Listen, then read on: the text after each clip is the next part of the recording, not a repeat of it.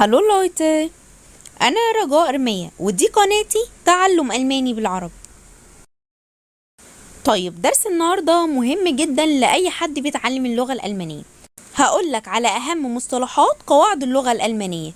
المصطلحات دي هتفضل تسمعها كتير طول ما انت بتدرس اللغة الألمانية، مهم جدا تكون عارفه. يلا بينا نبدأ الدرس بتاعنا.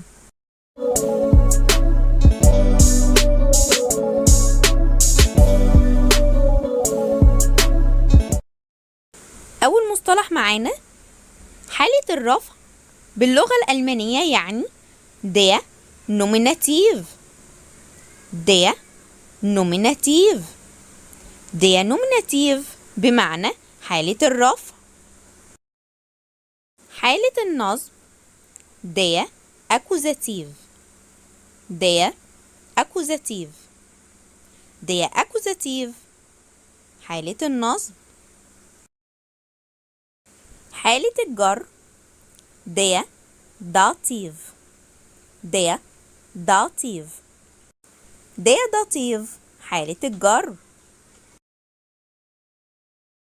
حالة المضاف der Genitiv. der Genitiv. der Genitiv حالة المضاف. الأداة der Artikel. der Artikel. der Artikel. وعندنا 3 أدوات في اللغة الألمانية: der وdas ودي. المذكر das Maskulinum. das Maskulinum.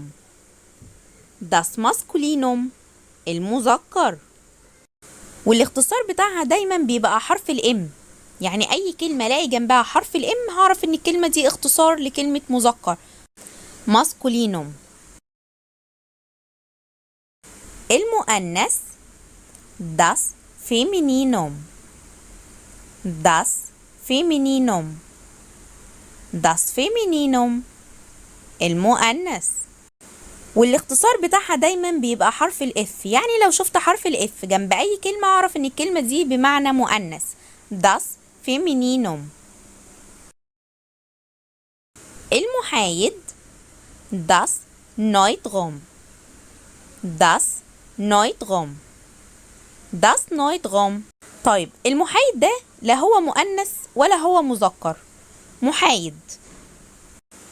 والاختصار بتاعها دايما بيبقى حرف الان، يعني لو شفت حرف الان جنب اي كلمة اعرف ان دي اختصار لكلمة Neutrum محايد. المفرد der Singular. der Singular.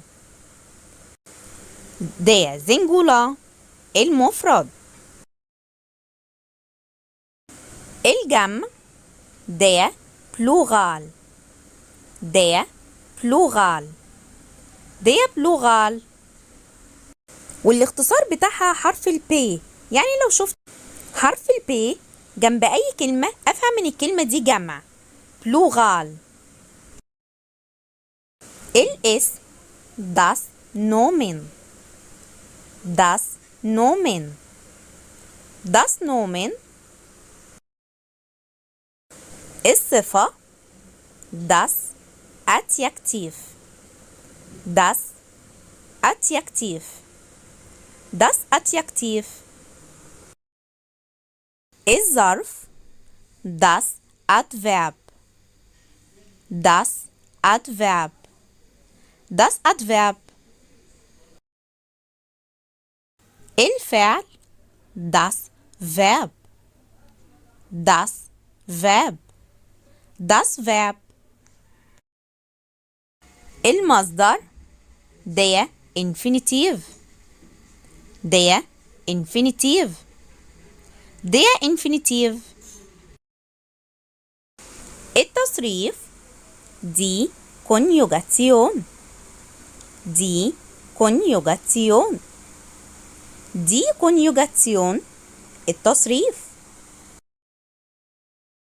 طيب وبكده يكون خلص الدرس بتاعنا النهارده. اهم مصطلحات قواعد اللغة الألمانية مهم جدا تكون عارفهم. أتمنى تكونوا استفدتوا معايا. تشوس.